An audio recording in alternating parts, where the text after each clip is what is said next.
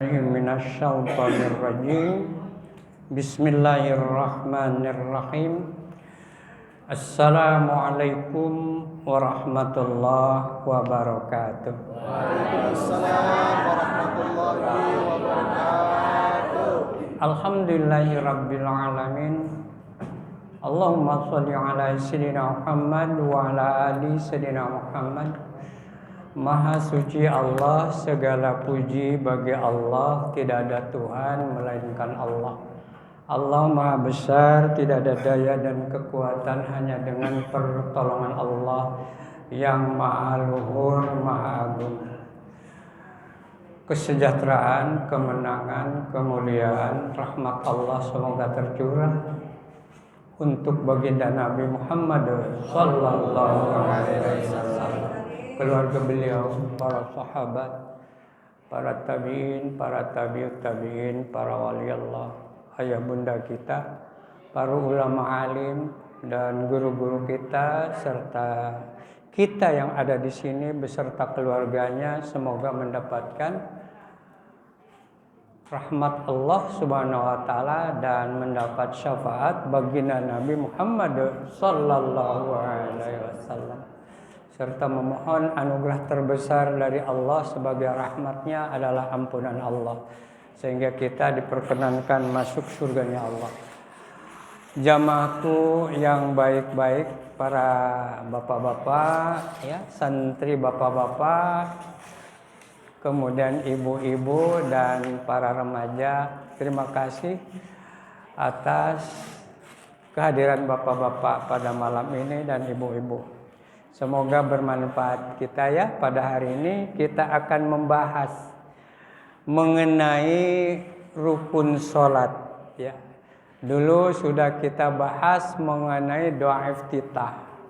Kemudian sekarang kita akan kepada rukun sholat. Kalau biasanya kita belajar tahfidz Al-Quran, kemudian makharijul huruf, tajwid, dan kita juga belajar Al-Asmaul Husna. Ini penting Pak. Niatkan menghafal Al-Asmaul Husna atau kita doa, niatkan karena ridho. Maka semua hajat yang tidak disebut oleh kita akan tercapai adanya Pak. Dan janji Allah bahwasanya Allah memiliki 99 nama, yaitu 100 kurang 1. Barang siapa menghafalnya ya sejumlah itu, maka masuklah ia ke dalam surga. Itu adalah hadis yang sahih Bukhari. Harus yakini. Nah, saya perhatikan gitu, sekarang jarang menghafal Asmaul Husna. Coba Pak, tiap hari, maka saya bilang dibuatkan itu, suruh digantung begitu, baca. Atau Bapak mau baca doa maghrib, baca itu aja. Niatkan ibadah mencari keridhaan Allah Subhanahu wa taala. Dengan kalimat ridho maka tidak usah disebut hajat Bapak tercapai. Allah tahu di dalam hati kita, ya, gerak kita dan sebagainya. Saya kira itu sebagai pembukaan. Kita sekarang menuju ke rukun sholat. Rukun sholat ada 13. Kalau dipecah itu lebih banyak ya, tapi kita ambil yang rukun sholat 13. Satu niat, kedua takbiratul ihram. Setiap kita mau sholat mesti niat. Menurut Imam Syafi'i bahwa niat itu harus disatukan dengan takbiratul ihram. Kalau kita usolli itu mukadimah. Begitu bismillahirrahmanirrahim, Allahu Akbar. Ketika ucapan Allahu Akbar di dalam hati kita itu sudah ngegerentes, artinya berbisik, usolli fardhol maghribi gitu ya. Gitu ya. Usolli fardhol maghribi lillahi ta'ala, udah cukup. Ya. Karena bersamaan dengan takbiratul ihram. Maka Ahlussunnah wal Jamaah ketika Allahu Akbar, panjang tuh. Ya. Ada juga yang Allahu Akbar. Allahu Akbar ya. Ada juga Allahu Akbar. Nggak apa-apa itu mungkin mereka berbeda. Bisa saja dari Imam Maliki, bisa saja dari Imam Hanafi dan sebagainya ya gitu ya. Atau Imam Hambali.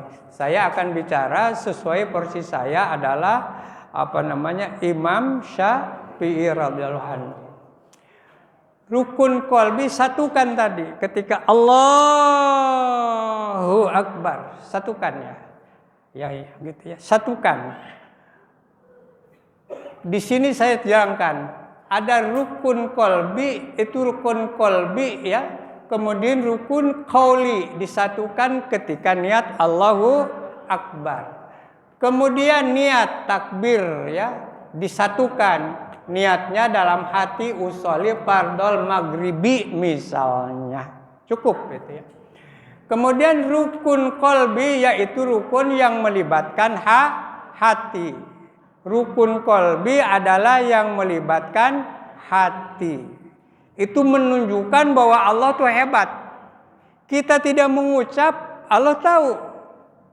Hebat tuh. Ya gitu ya. Kalau gacor itu saya nggak bicara nih. Saya niatnya apa? Gitu ya. Mungkin Abah kok natap saya ada apa ya? Gitu. Padahal dalam hati saya sedang berpikir, waduh ini jande ya. Gitu ya. Anaknya 2, semoga 3 ya. Semoga dapat jodoh yang baik kan gitu misalnya. Amin ya karim. Gitu. Gitu. Karena tidak tahu, tapi Allah tahu. Apa yang diniatkan menunjukkan bahwa Allah Maha besar, Maha hebat, gitu ya. Kemudian ada juga rukun qauli, yaitu rukun yang berupa ucapan. Ucapan seperti apa? Al-Fatihah kan ucapan, ya. Maka akan diajarkan di sini suratul Fatihah, diajarkan bagaimana caranya. Kemudian rukun fi'li, yaitu rukun yang berupa gerakan. Gerakan itu apa? Allahu Akbar. Ketika ruku ya, sami Allahu liman hamidah ya, ketika itidal, kemudian sujud ke bawah, itu namanya rukun fi'li. Nah, rukun qalbi, rukun qauli, rukun fi'li harus dijalankan ketika sholat. Kenapa Abah bicara gini? Supaya sholat kita berkualitas. Gitu ya, berkualitas. Udah sholat sudah, udah makan nggak Pak Imam? Udah, gitu ya. Tapi saya udah makan nggak Dek Dadang? Udah. Makannya sama apa? Nasi sama garam. Tapi nampaknya makan kan? Udah makan nggak Didi? Udah. Makannya pakai apa? Nasi, rendang, kemudian ayam, kemudian ada mie, ada susu, ada air putih dan kopi. Wah, lengkap sekali. Nah, itulah orang yang sholatnya wajibnya atau rukun sholatnya terpenuhi, kemudian sunnah hayat abadnya dipenuhi. Kemudian ketika sujud terakhir dia baca doa hajat kita, karena Allah kabulkan ketika kita sedang sholat. Justru kalau kita sedang sholat harus betul-betul kita konsentrasi dan ingat Allah, ya, ingat baginda Nabi, ingat guru kita, ingat ayah bunda kita, ingat anak kita. Jadi kita konsentrasi. Jadi jangan dibalik ketika sholat, sedang sholat sampai begini nih. Ketika sholat ngebut. Nah, itu terbalik. Berarti sholatnya kurang berkualitas. Seperti tadi. Udah makan? Udah. Sama apa? Nah, gitu ya. Garam sama nasi. Udah apa? Gitu. Jadi perbedaannya gitu. Pantas. Bisa dipahami? Bisa. Gitu. Kemudian udah jelas ya. Nomor 3. Tadi kan pertama niat, kedua takbiratul ihram, kedua berdiri apabila puasa. Kalau kita sehat berdirilah, ya, sholat itu. Oh saya nggak kuat, ya sudah sambil duduk atau pakai kursi. Saya nggak kuat, ya sudah pakai rebahan nggak apa-apa karena sakit. Rebahan juga nggak bisa, saya udah nggak tahu dah. Ya sudah pakai isyarah aja. Ya, ketika Allah begini matanya ke Allah Akbar. Ketika kita assalamualaikum ke gini ke sini gini gitu. Karena tangannya udah nggak bisa gerak. Ya gitu. Biasanya orang kalau sudah dekat dengan sakaratul maut tuh, dengerin tuh. Ya, pasti lama. Gitu ya. Gitu ya. Gitu ya. Kemudian kalau kita sedang perang mah boleh. Boleh ya, sambil berjalan, sambil megang senjata, bacanya tetap. Ketika kita ada yang nembak, kita ini nunduk, gitu ya. Atau mungkin, gitu ya. Apa namanya? Ya gitu. Tiarap dan sebagainya boleh. Sedang perang. Karena sholat mah jangan ditinggal tetap. Ya, ayah saya seorang serdadu. Cikal bakal TNI didapat dari Pak Harto karena dia ajudannya Pak Harto. Bapak saya Eman Ajidin bin Bapak Cukup Tirtakarya. Ya, Bapak Cukup Tirtakarya. Jadi beliau jadi bukan jadi kepala desa Kubu zaman Kuman yang ditugaskan oleh dari keraton Kerjajati ya, gitu kurang lebih.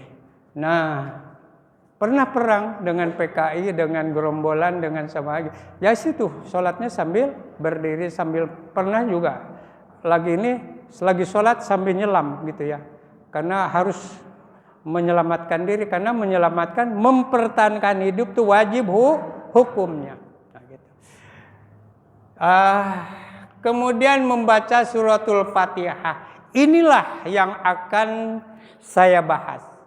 Membaca suratul Fatihah kalau di pesantren itu yang benar panjang pendeknya dan tajwidnya mengerti maknanya, tafsirnya atau terjemahnya atau maksudnya sekurang-kurangnya. Maka hari ini Abah mau memperkenalkan suratul Fatihah. Mana suratul Fatihah ketika dibaca benar. Maka di sini jangan sampai ketika sholat itu ada kesalahan lahnul jali atau al-lahnul jali. Kesalahan yang fatal karena mengucapkan sesuatu atau huruf salah. Sin dibaca gitu. Kemudian seperti gini, A gitu ya. Gitu. Dengan A nanti akan jelaskan, ya tuh ya. Shad dengan sin itu jangan sampai salah. Ain dengan alif atau hamzah itu jangan. Nah, Abah perkenalkan di sini, ya. Kita mulailah dengan irama dulu. Ya, kita pakai irama nih.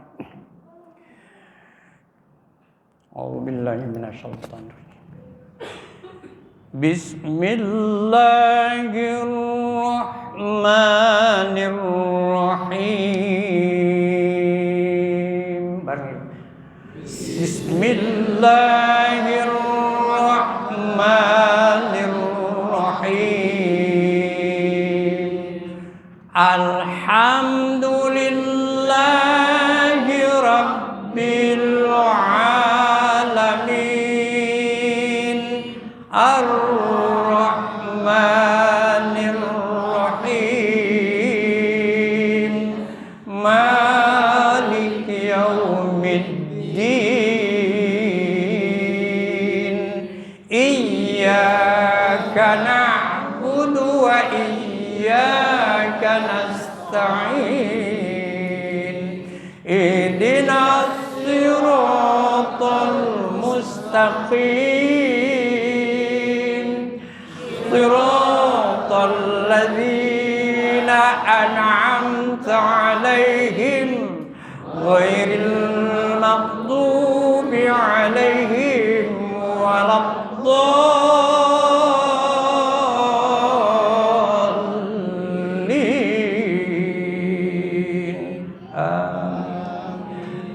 membaca Fatihah ya di rukun sholat yang keempat ketika sholat yang benar panjang pendeknya tajwidnya makharijul hurufnya mengerti maknanya artinya atau maksudnya sekurang-kurangnya. Sekarang kita perhatikan di sini. Menurut Abah benarnya begini. Bismillahirrahmanirrahim. Gitu ya.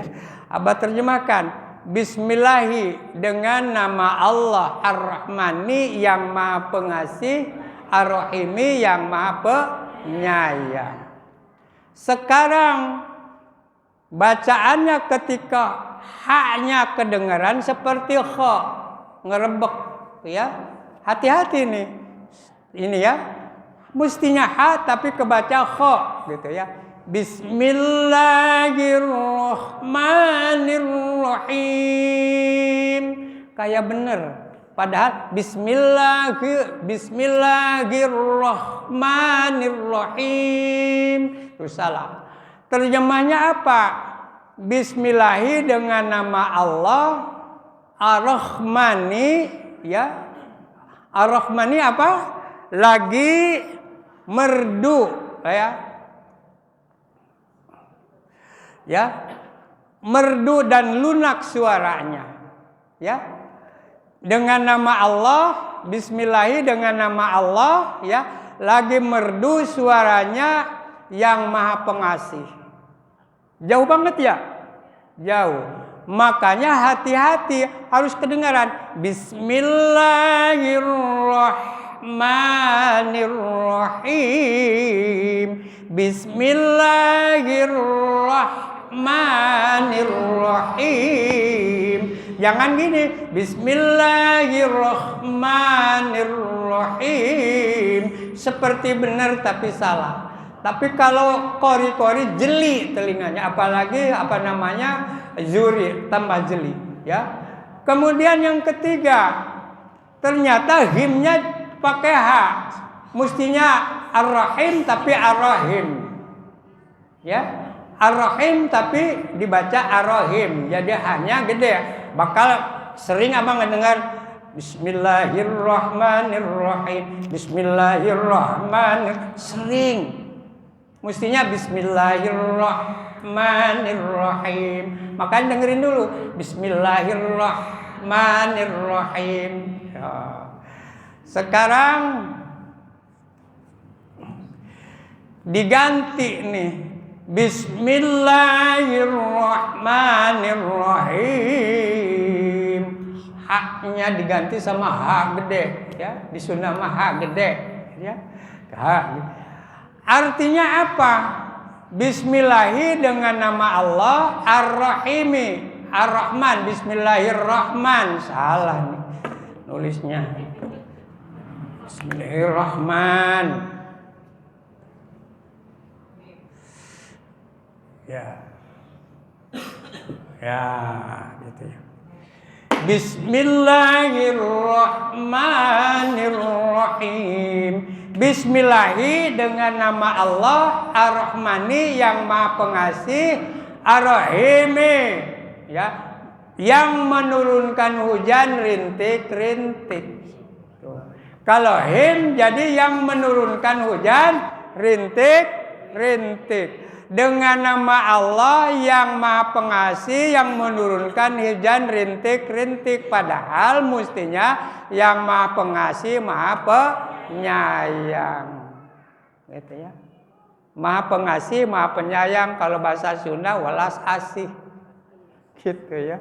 Ar-Rahman Ar-Rahim itu welas asih. Di Sunda yang Maha welas Maha asih. Gitu ya. Ya. Bisa dimengerti ini? Jadi kesalahan ini ha menjadi kho, ya. Ya. Kemudian mestinya ha jadi ha, gitu ya.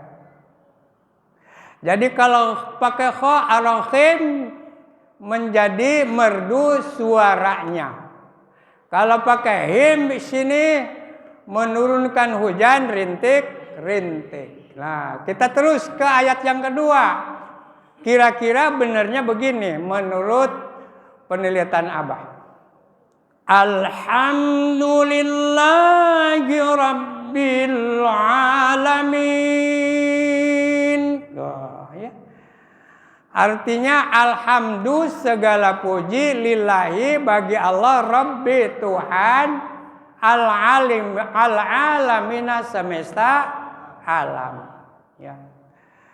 Tetapi ternyata kesalahan di sini yang mestinya ha dibaca ha. Mestinya ha dibaca ha. Alhamdulillahi Rabbil Alamin. Pernah dengar enggak? Pernah. Alhamdulillah. Mestinya alham. Karena bacanya alhamdu, maka alhamdu pakai ha besar artinya adalah segala kematian. Alhamdulillah segala kematian lillahi bagi Allah Rabbi Tuhan al-alamina semesta alam. Tuh. Makanya jadi imam harus yang betul-betul fasih. Kalau dia salah ajali maka sholatnya jadi tidak sah dan merusak kepada makmum yang bacaannya lebih baik. Dia harus mengulang sholatnya. Tuh. Jangan gagah-gagahan jadi imam. Emang jadi imam jadi gagah bangga. Takut apa mah? Kalau enggak bukan tugas mah amit-amit enggak mau. Gitu ya. Kecuali memang tidak ada lagi. Bisa dimengerti kan? Atau alhamdulillah itu juga bisa diartikan kehancuran. Ya, kehancuran bagi Allah Tuhan semesta alam. Astagfirullahaladzim. Makanya jangan alhamdulillah tapi alhamdulillah. Ar-Rahman, Ar-Rahim, alhamdulillah. Bisa dimengerti? Bisa, ya. Sekarang alamina dibaca alamina. Ya. Mestinya ain jadi pakai hamzah. Alif fathah a. Ini hamzah ya, alif fathah a. Jadi alhamdulillahi rabbil alamin. Mestinya alhamdulillahi rabbil alamin. Nah. Terus segala alhamdulillah segala puji lillahi bagi Allah Rabbi Tuhan al-alamina. Dari penyakit-penyakit. Ya. Atau al-alamina itu berpenyakit. Segala puji, alhamdulillah segala puji bagi Allah Tuhan dari penyakit-penyakit atau berpenyakit. Tuhan mah enggak berpenyakit. Gitu. Maka hati-hati ngucapin ain. Alhamdulillahi rabbil alamin. Takut salah kalau di kampung mah takut salah. Alhamdulillahi rabbil alamin. Sampai digituin tuh. Cuman kurang enak didengar gitu ya, tapi sudahlah enggak apa-apa. Alhamdulillahi rabbil alamin. Saking takutnya. Kalau dari apa namanya? Dari Pemalang, alhamdulillahirabbil alamin. Ya, maka hati-hati jangan sampai alhamdulillahirabbil alamin. Karena artinya itu dari penyakit-penyakit atau berpenyakit. Bahaya banget. Ya, sekarang teruskan Ar-Rahmanir-Rahim. Nah, benarnya gitu. Ar-Rahmanir-Rahim. Gitu ya. Ar-Rahmanir-Rahim. Gitu ya. Dengan nama Allah yang Maha Pengasih. Iya. Mana ini? Ar-Rahman yang Maha Pengasih, Ar-Rahim Maha Penyayang. Gitu ya. Maha Pengasih, Ar-Rahim. Artinya yang Maha Pengasih lagi merdu suaranya. Ya, ar-rahim. Atau lembut atau wangi di sini. Bisa lembut, bisa wangi, lagi merdu suaranya ar-rahim, pakai kha, ar-rahim, ar-rahim. Maka hati-hati. Ya. Kalau di sini dua-duanya salah. Ya, ar-rahman, ar-rahim. Ar-rahman, ar-rahim, ar-rahman, ar-rahim. Lagi merdu suaranya lembut, wangi. Udah kemana-mana, udah nggak jelas. Maka pantas sholatnya jadi rusak. Ya, berapa menit lagi nih? Ya, kita teruskan. Ini benarnya nih, ada ditandain benar, ini salah. Maliki yaumiddin. Ya. Maliki yaumiddin. Maliki, ayo. Raja, ya bisa, ya. Penguasa bisa. Yaumi hari, adin pembalasan. Tapi karena salah, jadi bacanya Maliki yaumiddin. Nggak kerasa kan? Maliki yaumiddin. Ada juga Maliki yaumiddin. Ar-Rahmanir Rahim. Maliki yaumiddin. Ada tuh, ya. Dengar sering. Ya, kalau Maliki, ya. Maliki adalah milik saya. Padahal arti Maliki apa? Raja, ya. Atau yang menguasai hari-hari kemudian, ya. Maliki, tapi karena bacanya salah, karena ki dipanjangin, milik saya. Milik saya hari pembalasan. Wah, gagah banget ya. Aduh, itu si Dadang baca Maliki pakai Maliki yaumiddin. Padahal ini adalah menunjukkan Allah, ya, kekuasaan Allah Maliki. Jadi baca Maliki, milik saya, hari pembalasan. Jadi salah. Maka hati-hati, ya. Bukan kita rewel, hati-hati. Dalam hukum syariah, kalau ada orang salah harus disampaikan, ditegur baik-baik. Tapi kita nggak bisa, susah, diomelin, terus nggak disukain.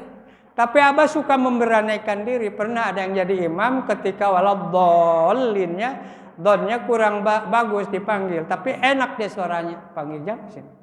Suara kamu bagus, cuman ngucapin donnya kurang. Oh gitu ya, apa? Nerima dia, kenapa? Karena seorang santri. Tapi kalau bukan seorang santri, tapi belajar gitu ya, pengen jadi imam, ngelenceng ke depan, ya, pengen jadi imam, bacanya salah, susah negornya. Ya, kitanya diomelin, dibenci, ya, gitu kira-kira ya. Ayo sekarang terusin. Udah paham tadi milik saya, padahal ini Maliki adalah raja atau penguasa. Iyyaka na'budu wa iyyaka nasta'in. Iyyaka, artinya hanya kepada Engkaulah kami menyembah, na'budu menyembah, wa iyyaka dan hanya kepada Engkaulah, ya, kami menyembah, ya tadi tuh, ya. Nasta'in, memohon pertolongan. Tetapi salah. Iyyaka na'budu wa iyyaka nasta'in. Enak di suaranya ya. Iyyaka na'budu wa iyyaka nasta'in. Padahal salah. Mestinya iya itu ada ya. Hurufnya 2, yang satu sukun, yang kedua hidup, atau satu mati, satu hidup. Ini ya-nya tuh 2. Ya, iyyaka na'budu wa iyyaka nasta'in. Hanya kepadalah Engkaulah kami menyembah dan hanya kepada Engkaulah kami memohon pertolongan. Tetapi iyyaka na'budu wa iyyaka nasta'in gitu ya. Hanya kepada sinar matahari, ya, menyembah. Dan hanya kepada sinar matahari mohon pertolongan. Waduh, jauh banget ya. Maka hati-hati. Iya, lebih baik gini aja. Iyyaka na'budu wa iyyaka nasta'in. Kan ada juga iyyaka na'budu wa iyyaka nasta'in. Ada yang ketarik ada tas, tapi kurang. Mestinya ini di sini bacanya harus 2 ketukan. Iya, karena ya-nya karena ada tas. Ini ya-nya 2 karena ada tas. Jadi 2 ketukan. Jadi iyyaka na'budu wa iyyaka nasta'in. Hanya kepada Allah kami menyembah dan hanya kepada Engkaulah kami memohon pertolongan. Hanya kepada sinar matahari menyembah dan hanya kepada sinar matahari mohon pertolongan. Jadi salah banget. Ya, teruskan, masih ada waktu ya. Ihdinas siratal mustaqim. Ayo. Ihdinas siratal mustaqim. Ihdina tunjukkanlah al-sirat jalan al-mustaqim yang lurus kan gitu ya. Ya, tunjukilah kami jalan yang lurus. Tetapi salah membacanya. Ihdinas siratal mustaqim. Mestinya mustaqim. Nih dengerin, mustaqim. Mustaqim. Ada di kampung mustaqim. Daripada mustaqim mendingan mustaqim. Iya. Ya. Teman saya baik. Orang mana? Orang Tegal. Ihdinas siratal mustaqim. Lah jangan gitu sih, Ustad. Gimana nggak bisa katanya. Coba lagi. Ihdinas siratal mustaqim. Lah emang bawaannya sudahlah enggak apa-apa. Udah enggak apa-apa, tapi enggak salah. Daripada mustaqim. Ya.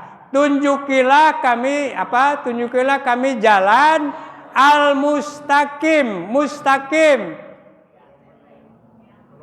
Menumpuk. Ya. Menumpuk. Gitu ya. Tunjukilah kami jalan yang menumpuk. Tuh. Ya. Dikebut nih ya. Kebut ya. Sekarang tinggal yang terakhir. Ya. Siratal ladzina an'amta 'alaihim ghairil maghdubi 'alaihim waladdallin.